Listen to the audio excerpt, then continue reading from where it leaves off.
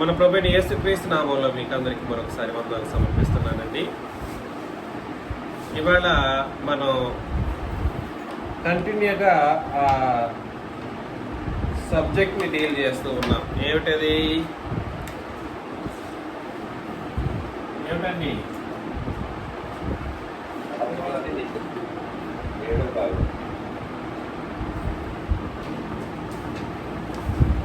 సాతాను లేదా అపవాది 7వ భాగం.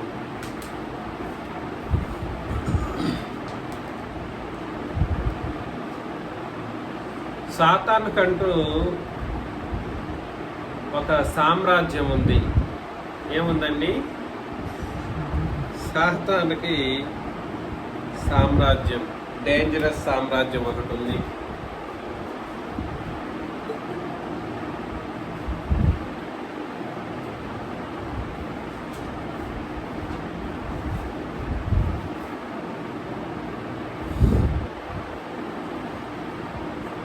సాతాను సామ్రాజ్యం ఏదైతే ఉందో,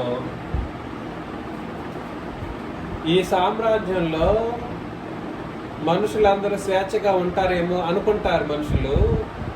ఇది స్వేచ్ఛగా ఉండడానికి ఉద్దేశించబడిన రాజ్యం కాదు.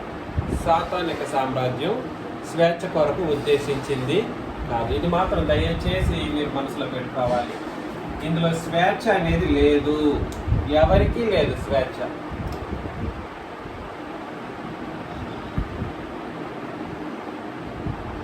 రాజ్యం అంటూ ఉంటే ఆ రాజ్య వ్యక్తులకు ఏముంటుంది? స్వేచ్ఛ ఉంటుంది.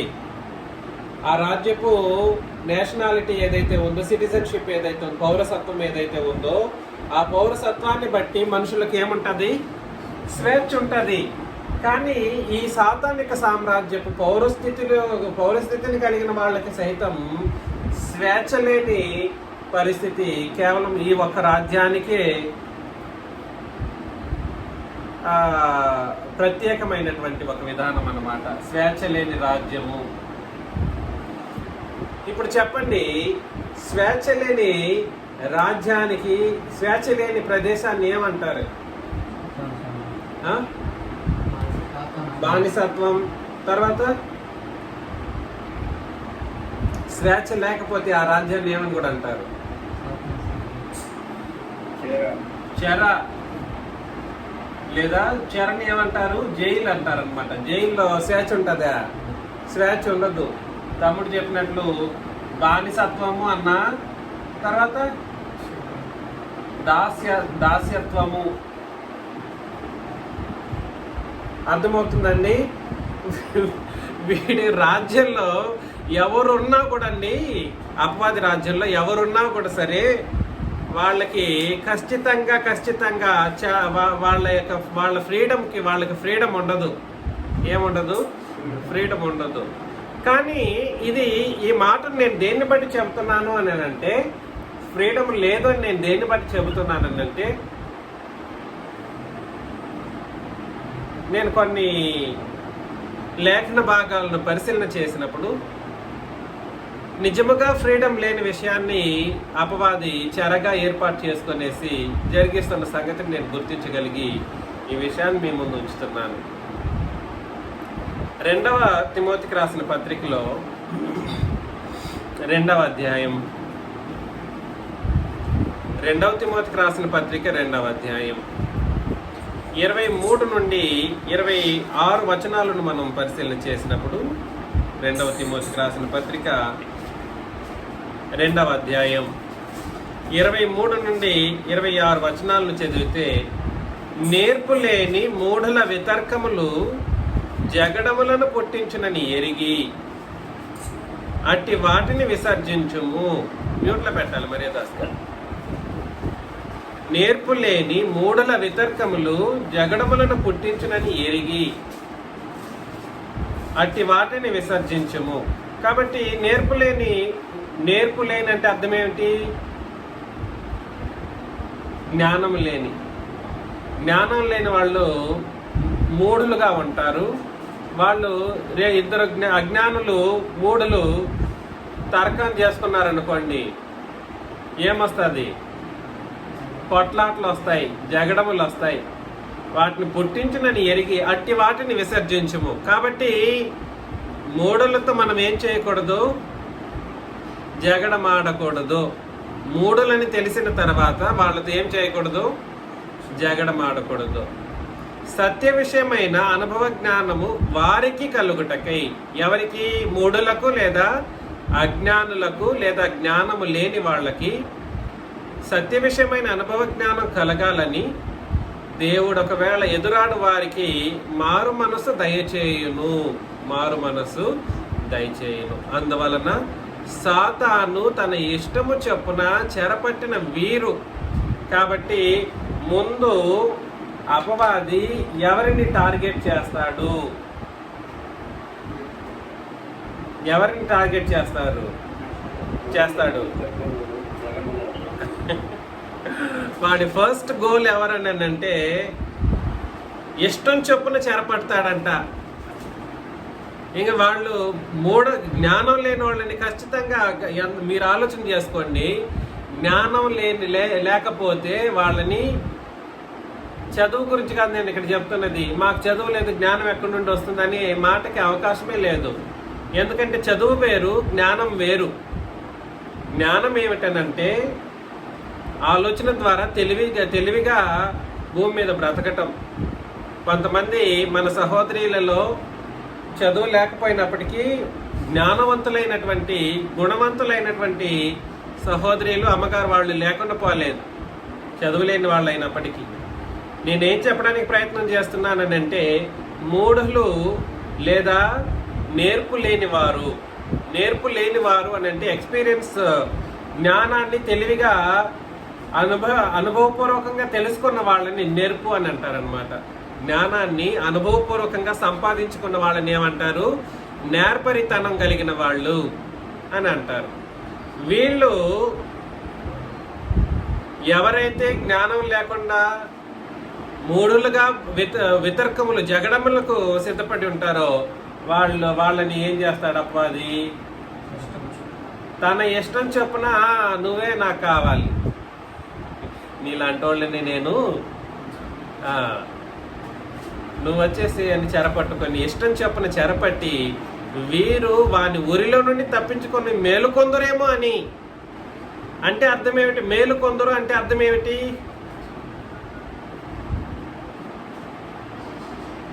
వాడి చెర సాతానికి ఏముంది? దీన్ని అందుకే చెర అని అంటారు. ఈ చెరలో ఉన్నదంతా ఒకటి ఉరి, ఒకటి ఏంటిది? ఉరి అంటే బంధకం. ఉరి అంటే ఏమిటి? బంధకం. ఇది రాసుకోంట, బంధకం అన్నమాట. అది ఇందులో ఏముంది? మేలుకోలేని స్థితి ఉంది. మేలుకోలేని స్థితి అంటే అర్థం ఏమిటి? మేలుకోవడం. ఎప్పుడు మేలుకుంటారు? వెలుగు వస్తే మేలుకుంటారు, వెలుగులో మేలుకుంటారు. చీకటిలో ఏం చేయలేరు, మేలుకోరు. కాబట్టి మేలుకోలేని స్థితి దేన్ని సూచిస్తుంది? చీకటి. కాబట్టి అపవాది లేదా సాతాను యొక్క సామ్రాజ్యం ఏమిటి అని అంటే స్వేచ్ఛ లేని రాజ్యం. అది వాడి స్వేచ్ఛ లేని రాజ్యంలో బానిసత్వము ప్రధానం, లేదా చెరపట్టి చెరలో ఉండడం అనేది ప్రధానం అన్నమాట. చెరలో ఉండడము దేనికి మూలం అని అంటే వాడి బంధంలో బందీగా అయిపోవడం ఇదన్నమాట మూలం. అందులో ఎలా ఉంటారు వీళ్ళు? మేలుకోలేని చీకటి స్థితిలో వీళ్ళు ఉంటారు. అందులో ప్రథమమైన వాళ్ళు ఎవరని ఆలోచన చేశామంటే జ్ఞానం లేని మూఢులు. జ్ఞానం లేని మూఢులు ఎవరుంటారు? అందులో జ్ఞానం లేని మూఢులు ఉంటారు. తప్పించుకొని మేలుకొందరేమో అని ప్రభువు యొక్క దాసుడు అట్టి వారిని సాత్వికముతో శిక్షించుచు. ఇక్కడ చూడండి, ఈ ఊరిలో నుండి తప్పించగలిగే వ్యక్తి ఎవరు? ఇప్పుడు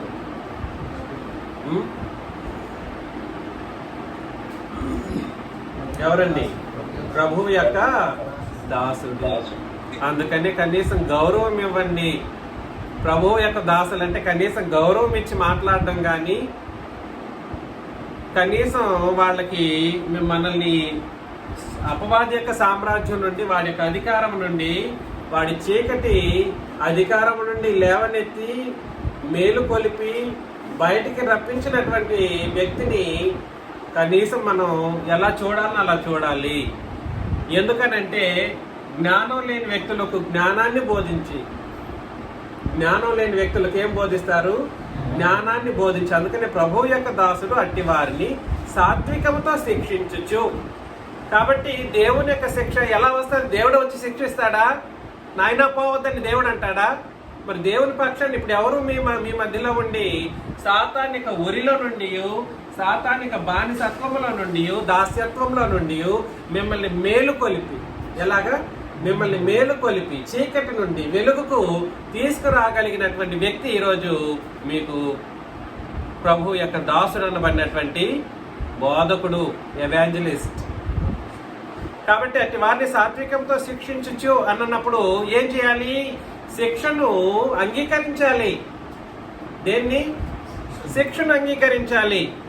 వారు జగడమాడక, ఎవరు జగడమాడకూడదు? తిరిగి మరలా ప్రీచర్ అయిన వాడు జగడమాడకూడదు. జగడమాడక అందరి ఎడల సాధువుగాను బోధింప సమర్థుడుగాను, దేన్ని? ఉపదేశాన్ని బోధింప సమర్థుడుగాను, కీడును సహించువాడుగాను ఉండవలెను అని అన్నాడు అన్నమాట. కాబట్టి నేనేం చెప్పడానికి ప్రయత్నం చేస్తున్నానంటే, అపవాదికి సామ్రాజ్యం ఉంది సుమి. అపవాదికి ఏముంది? సామ్రాజ్యం ఉంది. ఆ సామ్రాజ్యంలో ఆ సామ్రాజ్యపు స్థితి ఎలా ఉంటుందని అంటే, అందులో ఎవరు వెళ్ళినా స్వేచ్ఛ ఉండదు. ఎవరు వెళ్ళినా ఏముండదు? స్వేచ్ఛ ఉండదు. వాడి స్వేచ్ఛ లేని రాజ్యం అది. అది స్వేచ్ఛ లేని రాజ్యం. కాబట్టి దాన్ని ఏమన్నాడంటే చెర అని అన్నాడు, లేదా బానిసత్వం, లేదా గురి అని అన్నాడు. గురి అంటే ఏమిటి? వాడు తీసుకెళ్తాడు, నిన్ను ఎలాగైతే బంధించాలో అలా బంధిస్తాడు అన్నమాట. ఎలా బంధిస్తాడు? ఊరిలో వాడు వేసే ఉరి ఏమిటో కూడా సరే మనం ఆలోచన చేస్తాం తర్వాత. అయితే మిమ్మల్ని నేను హెచ్చరించే విషయం ఏమిటనంటే, ఈ సాతాను తన ఇష్టం చొప్పున చెరపట్టడానికి మూల కారణం ఏమిటంటే జ్ఞానం లేని ఒక పరిస్థితి. అందులో బోధకుడు అన్నవాడు ఏం చేయాలనంటే, సంఘములో ఉన్న వాళ్ళని కూడా సరే అపవాది చెరపట్టే అవకాశము ఉంటుంది. కాబట్టి సమర్థవంతమైనటువంటి బోధను సాధువుగా ఉంటూ బోధించవలసినటువంటి పరిస్థితులు బోధకుడికి ఉంది. మిమ్మల్ని తప్పించగలిగే ఆయుధం ఇప్పుడు ఎవరు? బోధకుడు. గత పాఠాల్లో మనం ఏమని నేర్చుకున్నామనంటే, అపవాది నుండి రక్షించగలిగేది ఒకటి నిబంధన, అపవాది నుండి అడ్డుకోగలిగేది 2 పరిశుద్ధాత్ముడు మాత్రమే అని ఆలోచన చేశాం. ఈరోజు అపవాది యొక్క ఉరి నుండి, బంధకముల నుండి తప్పింపజేసే మరొక ఆయుధం ఎవరు ఈరోజు? సువార్థికుడు, లేదా సంఘాన్ని నడిపే నాయకుడు. అదే విషయాన్ని ఎగ్జాంపుల్గా చెప్పాడు 1 పేతురు 3వ అధ్యాయం 20వ వచనంలో. 1 పేతురు 3వ అధ్యాయం 20వ వచనం, దేవుని దీర్ఘశాంతము ఇంకా కనిపెట్టుచుండినప్పుడు పూర్వము నోవహు దినములలో ఓడ సిద్ధపరచబడుచున్నగా అవిధేయులైన వారి యొద్దకు, అనగా చెరలో ఉన్న ఆత్మల యొద్దకు. చెరలో ఎవరున్నారు? చెర ఏమిటి? సాతాను సామ్రాజ్యమే చెర. మనుషులందరూ ఇక్కడ చెరని అంటేనంట పరదైసో లేదా పాతాళానికి యేసుప్రభు వెళ్ళారంట, బోధించారన్నట్టుగా కాదు ఇది. దేవుని దీర్ఘశాంతము ఇంకా కనిపెట్టుచుండినప్పుడు పూర్వము నోవహు దినములలో, ఏ కాలం అది? నోవహు దినములలో ఓడ సిద్ధపరచబడుచుండగా. ఎంతకాలం సిద్ధపరిచాడు? 120 అంటారు. 120 సంవత్సరాలు ఓడను సిద్ధపరిచాడు. దాదాపు 100 సంవత్సరాలు అనుకుందాం, తప్పేమీ లేదు. ఇందులో కాలం కాదు. ఇక్కడ మనం కాలాన్ని పట్టుకుని ఊగలాడాల్సిన అవసరం లేదు. ఎంత చెప్పాడో అంతే చెప్పాలని ఏమి లేదు. కాకపోతే ఇక్కడ సంగతి ఏమిటనంటే, నోవహు దినములలో అని అన్నాడు. నోవహు బ్రతికిన కాలములో ఓడ సిద్ధపరచబడుచున్నప్పుడు అవిధేయులైన వారు అంటే అర్థం ఏమిటి? చెరలో ఉన్నవారు. వెళ్ళి చెప్పింది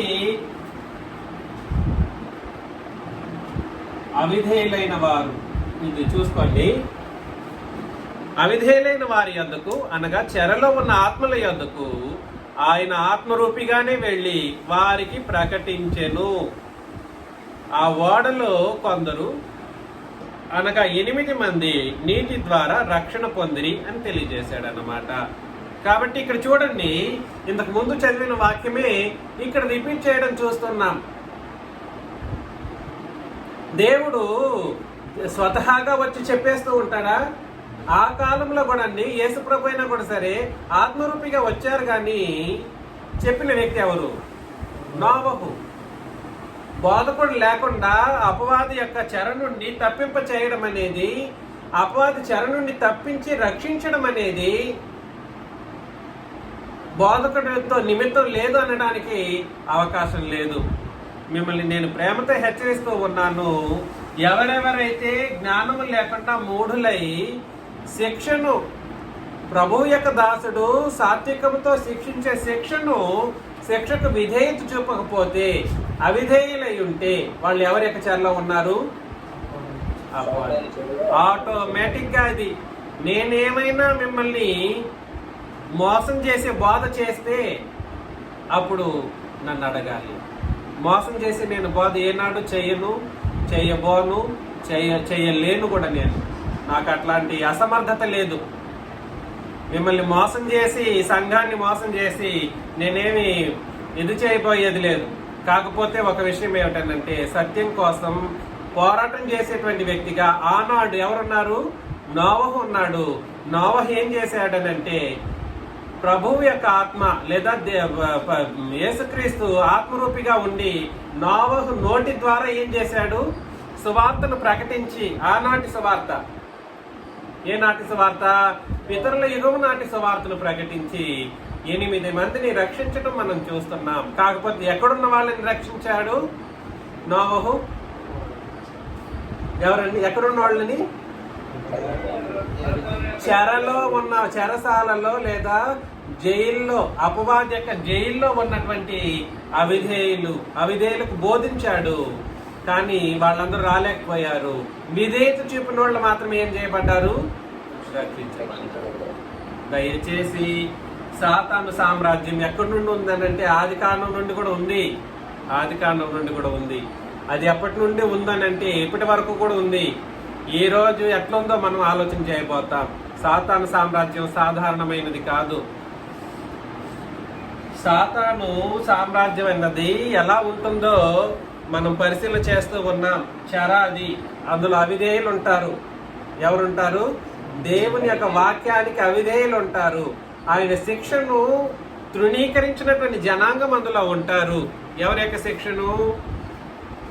దేవుని యొక్క, క్రీస్తు యొక్క శిక్షను తృణీకరించినటువంటి జనాంగం అందులో ఉంటారు. అది చీకటిమయమై ఉంటుంది. ఎలా ఉంటుంది? చీకటిమయమై ఉంటుంది. అందులో మనుషులు గాఢ నిద్రలో మేలుకోలేని స్థితిలో ఉంటారు. మనుషులు ఎలా ఉంటారు? గాఢ నిద్రలో మేలుకోలేని స్థితిలో ఉంటారు. ఒకవేళ మేలుకున్న ఊరి నుండి తప్పించబడే బంధకాలు వాళ్ళకి ఉంటాయి. ఎంత పటిష్టం చేసి పెట్టాడనంటే, ఈ రోజు క్రొత్త నిబంధన సంగతులను నేను ఉపదేశం చేస్తూ ఉన్నా కూడా సరే మేలుకోలేని స్థితిలో మానవ జాతి తయారయ్యింది. పోర ఎవడు క్రొత్త నిబంధనే చెప్పాలా అంటాడు. మా ఊర్లో అయితే అసలు ఎగతాళి చేసినట్లుగా మాట్లాడుతూ ఉంటారు. ఇదే చెప్పాలా, అదే చెప్పాలా, అదే చెప్పకపోతే అదే చెప్పమన్నాడు దేవుడు. ఈరోజు క్రొత్త నిబంధన సంఘం లేకుండా, క్రొత్త నిబంధన రాజ్యం లేకుండా, క్రొత్త నిబంధన లేకుండా ఇవి రెండు రాజ్యం కానీ సంఘం కానీ ఏర్పాటు చేయబడ్డానికి వీలు లేదు. రెండు ఒకటే. అందుకని దయచేసి ఆలోచన చేయండి. సంఘం ఏర్పడిపోయింది. సంఘం ఏర్పడిపోయిన తర్వాత ఒకసారి చూద్దాము. పేతురు రాసిన రెండవ పత్రిక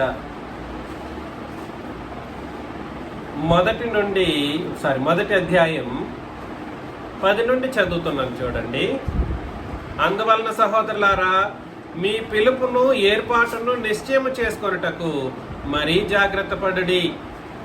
పిలుపును ఏర్పాటును నిశ్చయము చేసుకొనుటకు. పిలుపు ఏమిటి? సువార్త. ఏర్పాటు ఏమిటి?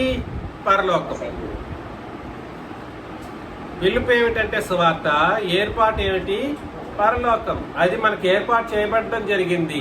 దాన్ని మనం ఏం చేయాలంటే నిశ్చయం చేసుకోవాలి. భూమి మీదనే ఏం చేసుకోవాలి? ఖరారు చేసుకోవాలి.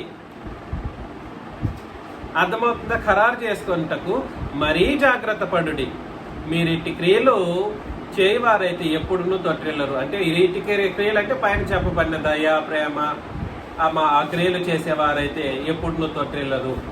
అలాగున మనము మన ప్రభువును రక్షకుడినైన యేసుక్రీస్తు యొక్క నిత్య రాజ్యంలో ప్రవేశం మీకు సమృద్ధిగా అనుగ్రహింపబడును అని అన్నాడు. కాబట్టి పరలోకంలో ప్రవేశించడానికి మనకు సమృద్ధి అయినటువంటి ప్రవేశం కావాలి. ఈ విషయాన్ని మనం గుర్తించాలి. నిలబడు. కాబట్టి మీరు ఈ సంగతులను తెలుసుకొని మీరు అంగీకరించిన సత్యమందు స్థిరపరచబడి ఉన్నను వీటిని గూర్చి ఎల్లప్పుడూ మీకు జ్ఞాపకము చేయుటకు సిద్ధముగా ఉన్నాను. మీరు ఈ సంగతులను తెలుసుకొని, ఏ సంగతులను?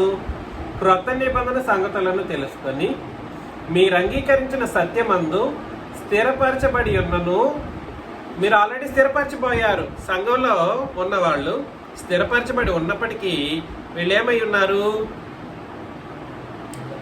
వీటిని గూర్చి ఎల్లప్పుడూ మీకు జ్ఞాపకం చేయుటకు సిద్ధముగా ఉన్నాను. గత వారంలో ఆలోచన చేశాం. పౌలు గారు కూడా, సరే నేను ఈ సంగతులను ఇంతకు ముందే చాలాసార్లు చెప్పాను, ఇంకా మీరేం చేసుకోవాలి? దాన్ని జ్ఞాపకంలోకి పెట్టుకోవాలి అనే విషయాన్ని పౌలు గారు హెచ్చరించాడు. ఇక్కడ పేతురు కూడా అదే మాటను చెబుతూ ఉండడం మనం గుర్తించాలి. మీరు ఆల్రెడీ ఈ సత్యాన్ని అంగీకరించారు, అంగీకరించి స్థిరపరచబడ్డారు. ఇంకా అంతేనా? చాలా మీకు నిత్యరాజ్యంలో ప్రవేశం కూడా రెడీగా ఉంది. దాన్ని మీరు భూమి మీద నిశ్చయం చేసుకున్నారు కూడా. అంతటితో అయిపోతుందని అంటే కాదు. వీటిని గూర్చి ఎల్లప్పుడూ మీకు జ్ఞాపకము చేయటకు నేను సిద్ధముగా ఉన్నాను. అంటే అర్థం ఏమిటనంటే, దేవుని యొక్క క్రొత్త నిబంధన సంగతులను ఎల్లప్పుడూ మన మనసుల్లో పెట్టుకోవాలి. వింటూ మర్చిపోతూ ఉంటే అది పద్ధతి కాదు. జ్ఞాపకంలోకి పెట్టుకోవాలి. అలా జ్ఞాపకం చేయుటకు నేను కూడా ఏం చేయాలి? సిద్ధపడాలి. బోధకుడు అన్నవాడు ఒక వచనాన్ని, ఈ రోజు ఒక సబ్జెక్ట్ని చెప్పేసిన తర్వాత ఇంకంతే, ఈ జీవితానికి ఆ సబ్జెక్ట్ అయిపోయింది. ఇట్లా చేతులు దులిపేసేటట్లు కాదు. అట్లా చేసేవాళ్ళు చాలామంది నేను చూశాను.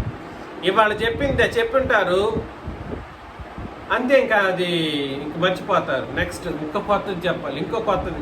ఏం కొత్తది చెప్తావు? ఉన్నది మనసులో పెట్టుకోకుండా ఏం కొత్తది చెప్పి ఏం చేస్తావు?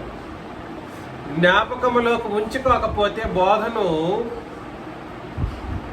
ఏం చేయబడతారని అంటే అస్థిరులయ్యే అవకాశాలు ఉంటాయి. ఏమయ్యే అవకాశాలు ఉంటాయి? అస్థిరులయ్యేటువంటి అవకాశాలు ఉంటాయి. ఇది జరగాలంటే ఏం చేయాలి చెప్పండి? ఇది జరగాలంటే ఏం చేయాలి? తరచుగా కూడుకోవాలి. తరచుగా కూడుకుంటూ దేవుని యొక్క వాక్యాన్ని జ్ఞాపకము చేసుకుంటూ మనం ఉంటే ఖచ్చితంగా మనం స్థిరంగా ఉంటామన్నమాట. మరియు మన ప్రభువైన యేసుక్రీస్తు నాకు సూచించిన ప్రకారం నా గుడారమును త్వరగా విడిచిపెట్టవలసి వచ్చినని ఎరిగి నేను ఈ గుడారములో ఉన్నంత కాలం ఈ సంగతులను జ్ఞాపకము చేసి మిమ్మల్ని రేపటి న్యాయమని ఎంచుకొనిచున్నాను. యేసు ప్రభు చెప్పేశారంట, నువ్వు రావాల్సిందే నాయన పైకి, నువ్వు చనిపోతావు తొందరగా, నువ్వు చెప్పాల్సింది సంఘానికి చెప్పెట్టు అని చెప్పేస్తే, చెప్పిన దాన్ని మరలా నేను రిపీటే చేస్తాను ప్రభు అని చెప్పేసి జ్ఞాపకం చేసి మిమ్మల్ని రేపాలి, ఈ సంగతులనే చెబుతాను, చెప్పిన దాన్ని చెప్తాను అని చెప్తున్నాడు అనమాట. నేను మృతి పొందిన తర్వాత కూడా మీరు నిత్యము వీటిని జ్ఞాపకము చేసుకున్నట్లు జాగ్రత్త చేతను. అంటే అర్థం ఏమిటి? నేను చనిపోయిన తర్వాత కూడా మీరు నిత్యము వీటిని జ్ఞాపకం చేసుకున్నట్లు జాగ్రత్త చేతునంటే రాసి పెడతాను. క్రొత్త నిబంధనను ఏంటండి? జాగ్రత్త చేతునంటే అర్థం ఏమిటి? He will write it and keep it for the future references అన్నమాట. ప్రతి ఒక్కరు టు రిమెంబర్ ఆర్ కమెమరేట్ అని అంటారన్నమాట. దయచేసి ఆలోచన చేయండి. ఈ క్రొత్త నిబంధన సంగతులను పదే పదే జ్ఞాపకం చేసుకోవాలి. 3 సార్లు చెప్పాడు జ్ఞాపకం అనే మాటను. ఒకటేమో మీకు ఎల్లప్పుడూ జ్ఞాపకం, 12లో ఎల్లప్పుడూ జ్ఞాపకం చేయటకు సిద్ధంగా ఉన్నానన్నాడు.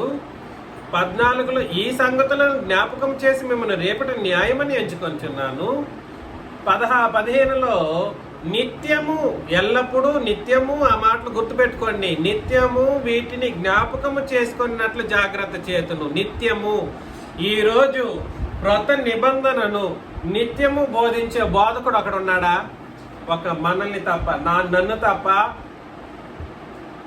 క్రొత్త నిబంధనను నిత్యము ఎల్లప్పుడూ ఉపదేశం చేసేవాడు ఉన్నాడా? లేదు. ఎందుకనంటే కింద వచనాలు చదివేద్దాం. ఏలయనగా చమత్కారముగా కల్పించిన కథలను అనుసరించి మన ప్రభు అయిన యేసుక్రీస్తు యొక్క శక్తిని, ఆయన రాకడను మేము మీకు తెలుపలేదు. కాబట్టి చమత్కారంగా కల్పించిన కథలు అనే దేన్ని అంటున్నాడు? తెలుసా? ధర్మశాస్త్రాన్ని అంటున్నాడు పేతురు. లాస్ట్కి చనిపోబోయే సమయానికి సంపూర్ణుడైపోయాడు. పరలోకానికి వెళ్ళే, అంటే పరదేశికి పిలువబడేటువంటి సమయం ఆసన్నమైంది. అప్పటికి ఇతనే సెటైరికల్గా ఆ ధర్మశాస్త్రాన్ని చమత్కారముగా కల్పించినటువంటి కథలను అనుసరించి మన ప్రభువైన యేసుక్రీస్తు యొక్క శక్తిని, ఆయన రాకడను మేము అని అన్నాడు. అంటే అర్థం ఏమిటి? అపోస్తులు మీకు తెలుపలేదు కానీ ఆయన మహాత్మ్యమును మేము కన్నులారా చూచిన వారమై తెలిపితిమి. ఆయన మహాత్మ్యం ఏమిటో ఇక్కడ చెప్తున్నాడు. మత్తయి, మార్కు, లూకా, యోహాను సువార్తల్లో యేసు ప్రభు ఎంత మహాత్మ్యము ఇస్ ఈక్వల్ టు మహాదేవుడు. రాసుకోండి అక్కడనే. మహాత్మ్యము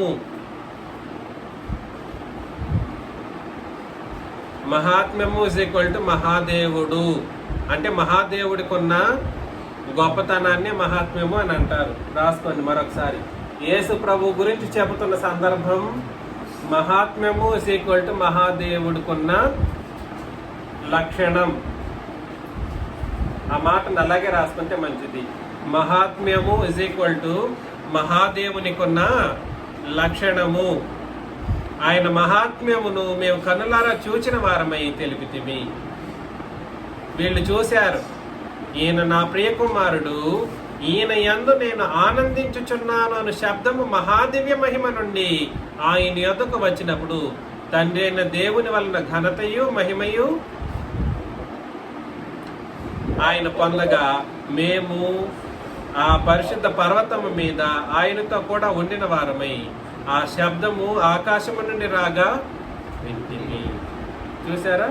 దేవుడే ఏం చేశారనంటే, ఈయన నా ప్రియ కుమారుడు, ఈయన యందు నేను ఆనందించుచున్నాననే శబ్దాన్ని, మహాదివ్య మహిమ నుండి రావడాన్ని వీళ్ళు ఏం చేశారు? చూశారు, కళ్ళారా చూశారు, విన్నారన్నమాట. అంటే అర్థం ఏమిటంటే, అప్పుడు అర్థమైంది ఈయన సాదా సీదా మనిషి కాదు యేసు ప్రభు. మరి ఎటువంటి ఆయన? మహాత్మ్యము కలిగిన మహాదేవుడు. ఆయన యొక్క శక్తిని, యేసుక్రీస్తు యొక్క శక్తిని ఆయన రాకుండా మీకు సామాన్యంగా తెలియజేయలేదు. మేము కళ్ళారా చూసాం కాబట్టి మేము తెలియజేస్తూ ఉన్నాం అని అపోస్తలులు చెప్పారు. అయితే తండ్రిని దేవుడు ఏం చెప్పారు ఆయన గురించి? ఈయన నా ప్రియ కుమారుడు, ఈయన యందు నేను ఆనందించుచున్నాను అనే శబ్దం మహాదివ్య మహిమ నుండి వచ్చిన విషయాన్ని వీళ్ళు చూశారు. అర్థమవుతుంది కదండి? 19 ఇంతకంటే స్థిరమైన ప్రవచన వాక్యం మనకున్నది. అర్థమవుతుందా? ఇంతకంటే స్థిరమైన ప్రవచన వాక్యము మనకున్నది అంటే అర్థం ఏమిటి?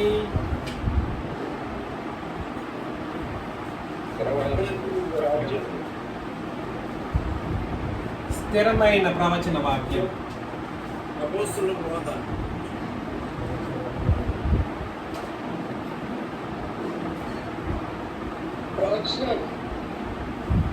ఏంటంటే ఇది క్రొత్త నిబంధన బోధ. సాక్షాత్తు తండ్రైన దేవుడే యేసు ప్రభుతో చెప్పినటువంటి మాటలు, కల్పన కథలని చెప్పబడిన ధర్మశాస్త్రం ఏమైపోయాయి? ఇక్కడ కొట్టుకుపోయాయి. దేని ముందు? క్రొత్త నిబంధన ముందు. చూడండి, ఇంతకంటే స్థిరమైన ప్రవచన వాక్యం మనకున్నది. మనం అనే వాళ్ళు ఎవరు? సంఘము.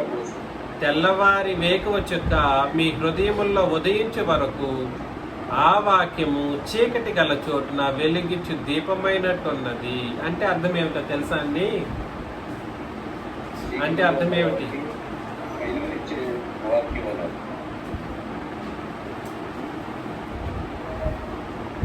తెల్లవారి వేకువ చుక్క మీ హృదయముల్లో ఉదయించే వరకు ఆ వాక్యము చీకటి గల చోటున వెలిగించి దీపమైనట్టున్నది. దాని యందు మీరు లక్ష్యం వచ్చిన ఎడల మీకు మేలు అని అన్నాడు. అంటే అర్థం ఏమిటంటే, చీకటి ఆగండి, చీకటి సర్వ ప్రపంచాన్ని కబళించింది. ఎలాగా? సర్వము చీకటిమయం. అప్పుడే రానయ్య వచ్చింది. అప్పటి వరకు ధర్మశాస్త్రం కూడా మనుషుల్ని చీకటిలోనే నడిపించేసింది. అపవాది సామ్రాజ్యం ఏకఛత్రాధిపత్యం చేస్తూ వాడు చీకటి రాజ్యాన్ని చెరలో మనుషులందరినీ వేసుకొని నడిపిస్తున్న సందర్భంలో రానయ్య వచ్చింది. స్థిరమైన ప్రవచన వాక్యం, క్రొత్త నిబంధన. అది వచ్చింది. ఎక్కడెక్కడంతా చీకటి ఉందో అక్కడక్కడంతా చెప్పడానికి క్రొత్త నిబంధన వెలిగించి దీపంగా మారిపోయింది అన్నమాట. కాబట్టి నేనేం చెప్పడానికి ప్రయత్నం చేస్తున్నానంటే, ఈ నిబంధన వచ్చిన 2000 సంవత్సరాల తర్వాత కూడా చీకటి కబళించిందంటే చూడండి.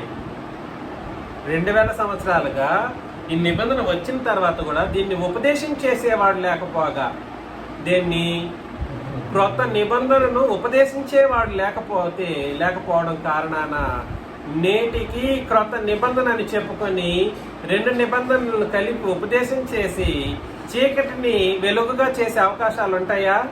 వెలుతురిచ్చే అవకాశాలు ఉంటాయా? ఎందుకనంటే దాన్ని ఏమన్నాడనంటే, అది నిర్వీర్యమైపోయినటువంటి ఒక నిబంధన. ఏది? పాత నిబంధన. సాక్షాత్తు తండ్రైన దేవుడే యేసు ప్రభువును ఘనపరుస్తూ మాట్లాడిన మాటలు కూడా సరే అందులో ఏం చేయబడ్డాయి?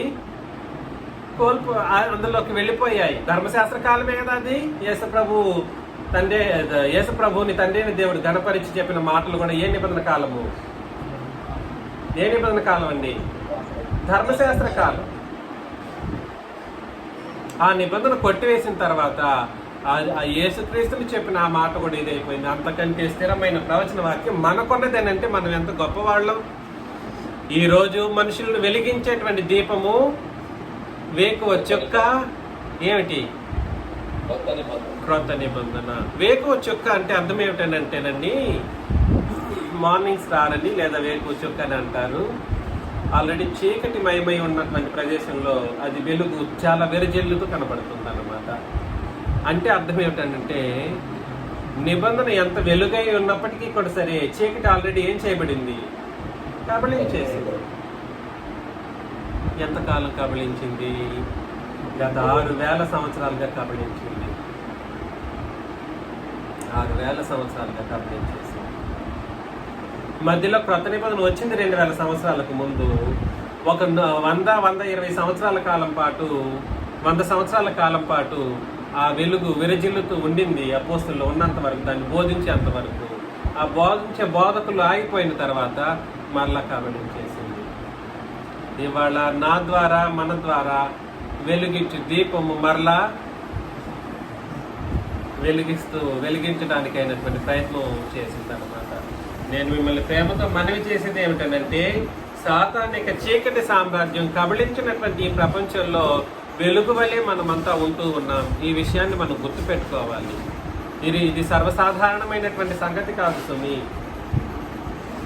సర్వసాధారణమైనటువంటి సంగతి కాదు. ఈరోజు సంఘము వెలుగుతో నింపబడి ఉన్నటువంటి సంఘము వెలిగించేటట్లుగా ఉండాలి తప్ప అవిధేయతకు అజ్ఞానానికి చోటు ఇవ్వడానికి వీలు లేని పరిస్థితులను మనం కలిగి ఉండాలి. ఆలోచన చేసుకుందాం. వెలుగు ఏమిటో చెప్పంటానంటే నీ వాక్యమే వెలుగు అంటాడు. ఎక్కడికి వెళ్తాడు?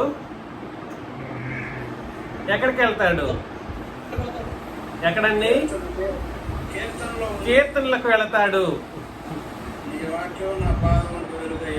అట్లాగా పాత నిబంధన లేఖన భాగాలను చూపెట్టి ఆ లేఖన భాగాలు వాళ్ళకి వెలుగించడానికి ఇవ్వబడింది. వాళ్ళ యొక్క విశ్వాసము అంతంత మాత్రం విశ్వాసం కాబట్టి ఇశ్రాయేలీయులది.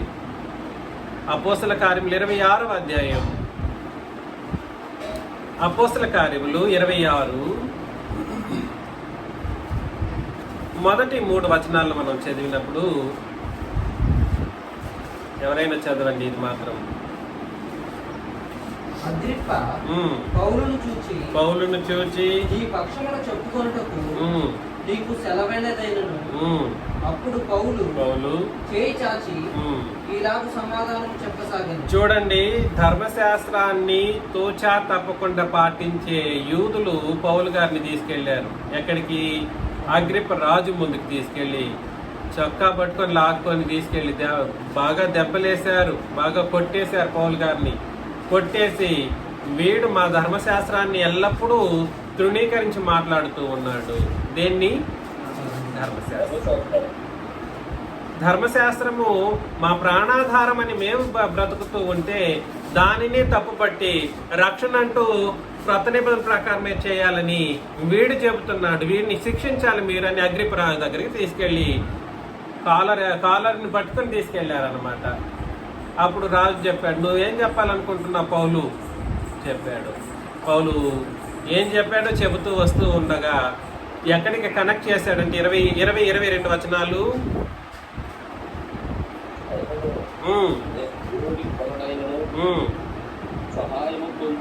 దేవుని వలనైన సహాయము పొంది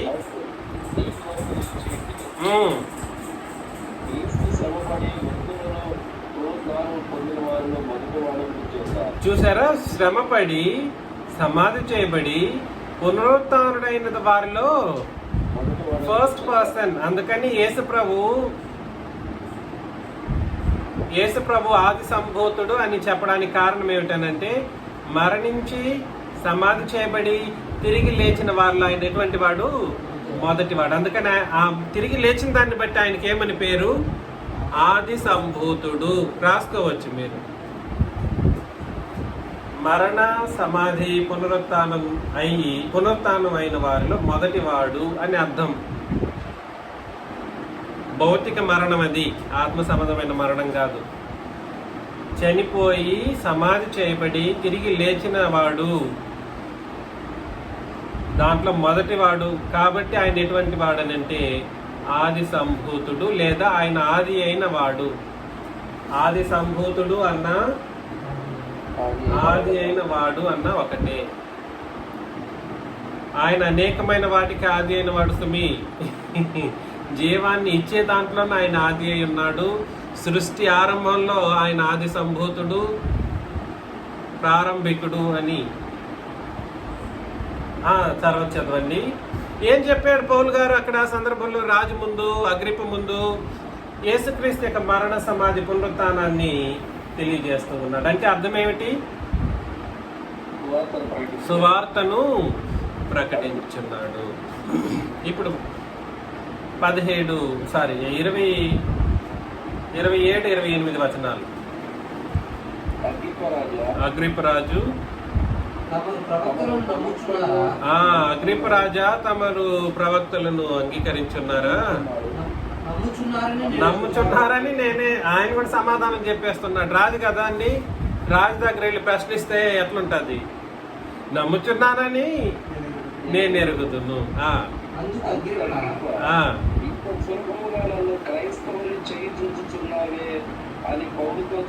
పౌలుతో చెప్పాడు రాజు, నన్ను కూడా క్రైస్తవుని చేయి చూస్తున్నావేనన్నాడు. పౌలు సులభమో దుర్లభమో పవన్ మాత్రమే కాదు, ఉమ్, మీరు నా మాటలు విని వారందరూ ఉమ్. ఈ బంధకములు బంధకములు తప్ప ఏ బంధకములు? యూదుల యొక్క బంధకములు లేదా సాతాన్ యొక్క బంధకం. యూదుల యొక్క బంధకం ఏమిటి? ధర్మశాస్త్రం. అదేవిధంగా సాతాను బంధకం ఏమిటి? సాతాను బంధకం ధర్మశాస్త్రం కాదు. సాతాను బంధకం పాపము లేదా చీకటి. రెండు దాని వైపే. ధర్మశాస్త్రము బంధకం వైపు నడిపించింది, కాకపోతే అది నీతి కలిగినది అయినప్పటికీ అందులో ఉన్న ఆజ్ఞలు ఏం చేశాయి? మనుషుల్ని బంధకంలోనికే నడిపించాయి. క్రొత్త నిబంధన అపవాది కూడా ఏం చేశాడు?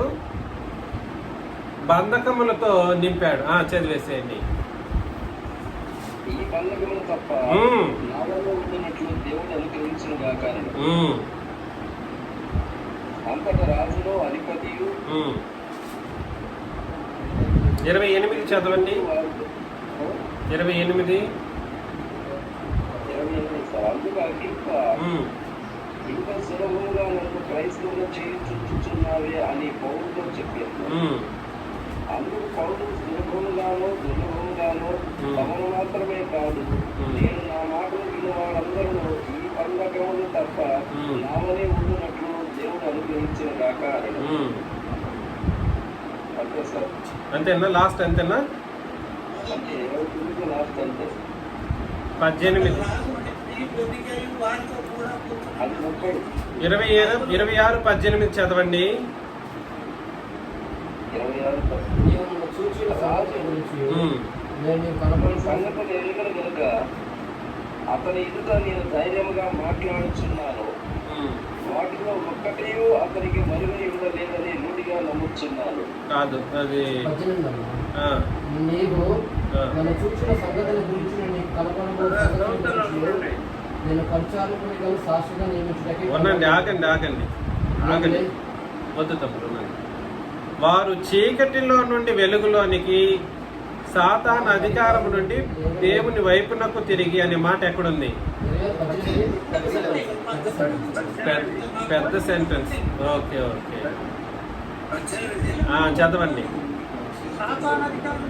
దేవుని వైపుకు తిరిగి విశ్వాసము చేత పాప క్షమాపణను పరిశుద్ధపరచబడిన వారిలో స్వాస్థ్యమును పొందినట్లు వారి పన్నులు తెలుసుకుగా నేను వారి యొక్కకు పంపేదనని చెప్పాను. ఇక్కడ వారు ఎవరో తెలుసా అండి? ఇశ్రాయేల్. ధర్మశాస్త్రాన్ని పాటించే వారిని వారు అని అన్నాడు. అక్కడ తీసుకెళ్ళింది ఎవరు? యూదులే. పౌలు గారిని అగ్రిప్ప రాజు దగ్గరికి తీసుకెళ్ళింది ఎవరు? యూదులు. దేన్ని పాటించేవాళ్ళు? ధర్మశాస్త్రాన్ని పాటించేవాళ్ళు.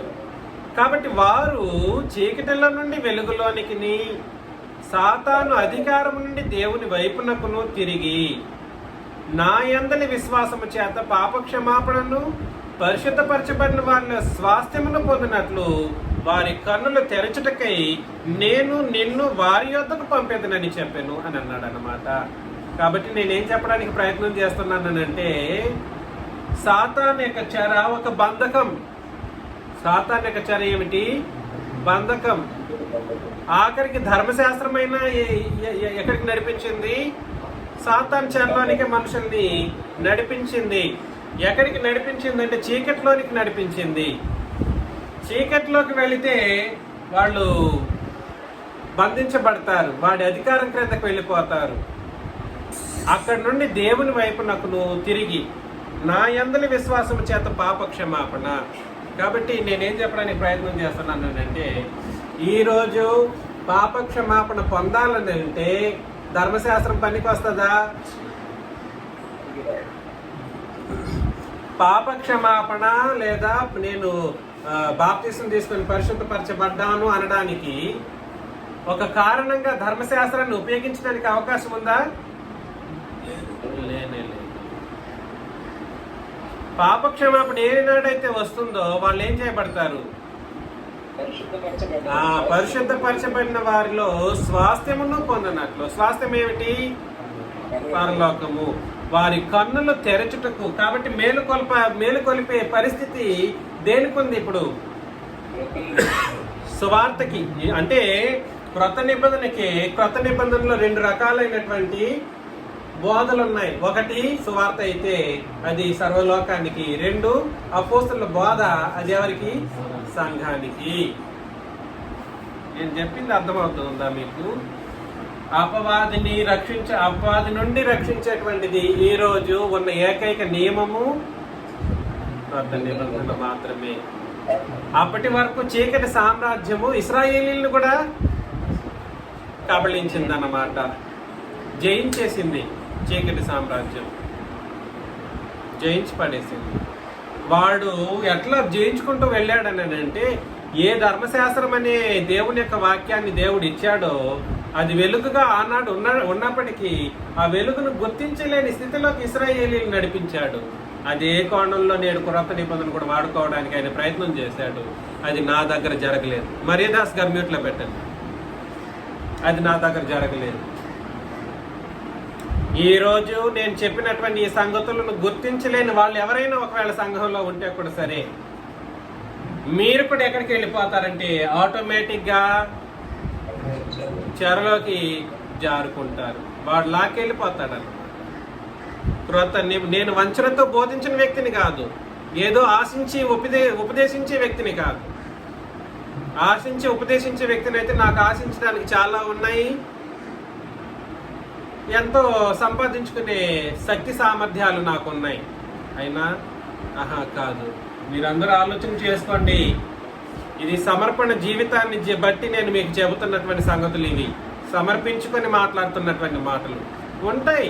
వ్యక్తిగతమైనటువంటి తప్పిదాలు ఎవరి జీవితంలోనైనా ఉంటాయి.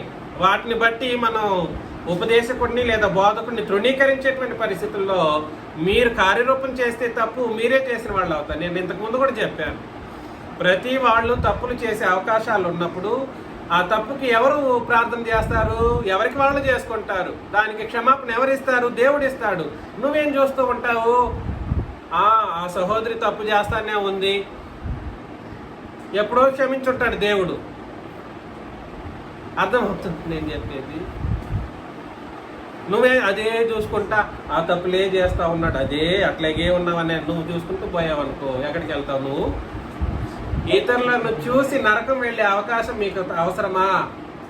అవసరం లేదు. మిమ్మల్ని నేను ప్రేమతో హెచ్చరిస్తున్నాను. అపవాది చెర నుండి విడిపించబడేటువంటి పరిస్థితుల మార్గాలు నేను మీకు సూచిస్తూ ఉన్నాను. ఈరోజు ప్రాముఖ్యమైనటువంటిది ఉపదేశకుడు లేదా బోధకుడు. పౌలు గారిని ఎన్నుకున్నాడంట. ఏమని? ఏం చెప్పడానికి? వారి కన్నులను తెరచుటకై నేను నిన్ను వారి యొద్దకు పంపేదనని చెప్పాను. దేవుడు సాక్షాత్తు తన మాటలను చెప్పటానికి ఒక సాధనంగా ఉపదేశకుడిని వాడుకుంటాడు. ఉపదేశకుడు లేకుండా ఈ విషయాలను బోధించేవాడు ఉండడు. ఆయనే రాలేడు. యేసుప్రభువే రాలేడు. వస్తాడా ఆయన? వస్తాడా? పరిశుద్ధాత్ముడు ఉన్నాడు, ఇప్పుడు మన మధ్యలోనే ఉన్నాడు, ఇక్కడే ఉన్నాడు. ఉంటే ఆయన మాత్రం చెప్తూ ఉంటాడా బోధలు? ఆయన చెప్పడు సుమ్మి. దేవుడు కూడా ఉన్నాడు, తండ్రి అని దేవుడు. ఆయన ఏమన్నా ఉపదేశం చేస్తాడు నిలబడి? ఆయన చెప్పడు. ఇక మనకున్నది ఎవరు? ఉపదేశకుడు. దేవుడు ఉపదేశకుడిని ఏర్పాటు చేసుకున్నాడు. మిమ్మల్ని అందరినీ నేను ప్రేమతో హెచ్చరిస్తున్నాను, ఈ విషయాలను గుర్తించండి. ఎవరైతే ఈ అపోస్తుల బోధను బట్టి లేదా క్రొత్త నిబంధన సువార్తను బట్టి పాపక్షమాపణ, పరిశుద్ధత పొందుకున్నారో వాళ్ళకి ఏముంది? ఆటోమేటిక్గా స్వాస్థ్యం అన్నది స్థిరపరచబడిపోయింది. కాకపోతే వాళ్ళు ఎక్కడి నుండి విడిపించబడాల్సినటువంటి పరిస్థితి ఉంది. ఆ మాటలు చూడండి, రాసేద్దాం. ఏంటంటే అది సాతాను అది కాదు, ముందు చెప్పండి. మొదటిది చీకటిలో నుండి ఉండండి. చీకటిలో నుండి వెలుగు. తర్వాత సాతాను అధికారి.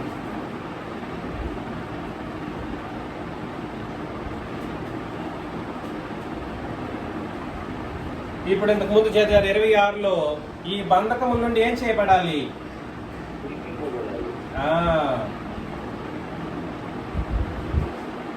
నువ్వు మాత్రమే కాదు రాజు, ఇంకెవరు కూడా రావాలి. నేడు నా మాటలు విను. చదవండి 26లో, 26, 26, 28, 26, 26. తమరు మాత్రం కాదు, నేడు నా మాట వినువారందరూ అందరూ అందరూ ఈ బంధకములు తప్ప నావలే ఉండునట్లు దేవుడు అనుగ్రహించుగాక. కాబట్టి అపవాదిది ఈ చీకటి సామ్రాజ్యం ఎటువంటిది అంటే బానిసత్వంతో కూడిన బంధకానికి సంబంధించింది. అది చెర. అది ధర్మశాస్త్రం కూడా ఏం చేసిందనంటే ఈ ఇశ్రాయేలీలు ఏం చేసింది, ఆ బానిసత్వంలోకి చెరలోకి జారుకునేటట్లుగా చేసింది ధర్మశాస్త్రం కూడా. ఎంత చెప్పాలో మరి. ఇంత సత్యం మనం గుర్తించకపోతే మనం ఏం చేయగలమో నేను చెప్పలేను సుమి. ఎవరైతే పాప క్షమాపణ పొందుకున్నారో వాళ్ళందరూ కూడా సరే, వాళ్ళకి ఏముందనంటే పరిశుద్ధపరచబడినటువంటి స్థితిలో ఉన్న వాళ్ళుగా వాళ్ళకి ఏముందనంటే స్వాస్థ్యాన్ని స్థిరపరిచారు. అయితే అపవాది అంత సులభంగా వదిలేస్తాడా?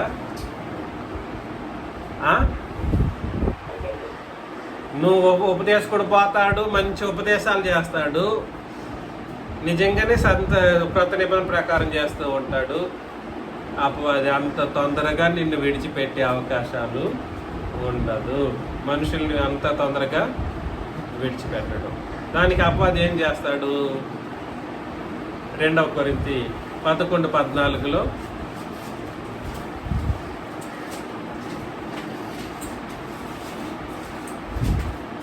2 కొరింథీ 11:14లో ఆశ్చర్యము కాదు, సాతాను తానే వెలుగుదూత వేషము ధరించుకొనుచున్నాడు. ఒకటి ఉపదేశకుడు ఒక ఎత్తేసాడు, వెలుగు రావాలని. వీడు మళ్ళీ ఏం చేస్తాడు? రూపం మారుస్తాడు. ఏంటండి, అర్థమవుతుందా నేను చెప్పేది? నువ్వు ఏ వెలుగు దగ్గరకైతే వెళ్ళావో నేను కూడా అదే వెలుగును కలిగి ఉన్నానన్నట్లుగా మన దినాన డిబేట్ చేసిన వ్యక్తి పురుషోత్తం గారు లేదా రత్నకిషోర్ గారు, వీళ్ళందరూ మేము కూడా ఇదే అన్నారు. ప్రతి ఒక్కరు అదే మాట అంటారు, మేము కూడా ఇదే. మరి అదే అంటే ఎందుకు? అదే వెలుగు దూత అనే అర్థం అన్నమాట. అర్థమవుతుంది నేను చెప్పేది. మేము కూడా ఇదే అని కొత్త నిబంధనే మేము కూడా బోధిస్తున్నాం అన్నాం అనుకోండి, ఇంకేమైపోతుంది? ఒకటి అయిపోతుంది. నేను 27 సంవత్సరాలుగా అన్నాడు ఆయన. అయితే ఇంకా దారుణం. ఎవరు? పురుషోత్తం గారు 27 సంవత్సరాలుగా ఇదే అన్నాడు. అప్పుడే నాకు అర్థమైపోయింది వీడు వెలుగు దూత వేసిన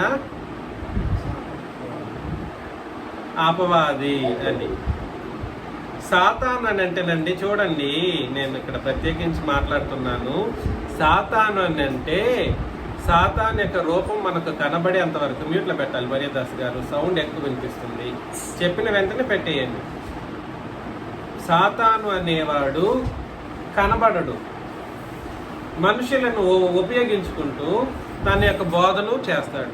కాబట్టి ఆ వ్యక్తి ఈజ్ ఈక్వల్ టు సాతాను అవుతాడు. ఏం చెప్పాను చెప్పండి? అపవాది యొక్క అబద్ధ బోధనలు చెప్పేవాడే ఏమవుతాడు? సాతాను. పాత నిబంధన కాలంలో కూడా యేసు ప్రభు పేతుర్ని సాతానా అని గద్దించిన సందర్భాన్ని మనం చదువుతాం. పేతుర్నే సాతానా అని చెప్పడం అంటే అర్థం ఏమిటి? సాతాను పేతురెల్ల సాతాను అయ్యాడు అనేది కాదు ఇక్కడ ప్రశ్న. నిబంధనకు ఏ నిబంధనకు ఆ నిబంధనలో ఉన్న సందర్భాన్ని బట్టి ఉపదేశాలు జరిగిస్తూ ఉన్నప్పుడు దాన్ని అంగీకరించకుండా వ్యతిరేకమైనటువంటి బోధలు చేసేవాడు సాతాను. సాతాను ఎక్కడి నుండో వచ్చి కనపడాల్సిన అవసరం లేదు, నీ పక్కనే ఉంటాడు. చేసే బోధలు ఏమై ఉంటాయి? అపవాది బోధలు ఉంటాయి. వెలుగు దూత. వెలుగు దూత అంటే అర్థం ఏమిటనంటే వెలుగును బోధించే కోణంలో ఎన్నుకొనబడినటువంటి మనుషులు. కానీ వెలుగు దూత వేషమే కానేది వెలుగు. చెప్పండి, వెలుగు దూత వేషమే కానేది వెలుగు బోధ కాదు, వెలుగు బోధ. ఈ విషయాలను గుర్తించండి. ఆ వెలుగుదూతలు చేసే ఉపదేశాలు లేదా వెలుగుదూతలుగా వేషం వేసుకున్నటువంటి వాళ్ళు చేసేటువంటి వాళ్ళు ఎలా మనల్ని చేరపడతారో వచ్చే వారం ప్రభు చిత్తమైతే ఆలోచన చేస్తాం. మీకు అందరికీ క్రీస్తు నామములో వందనాలు.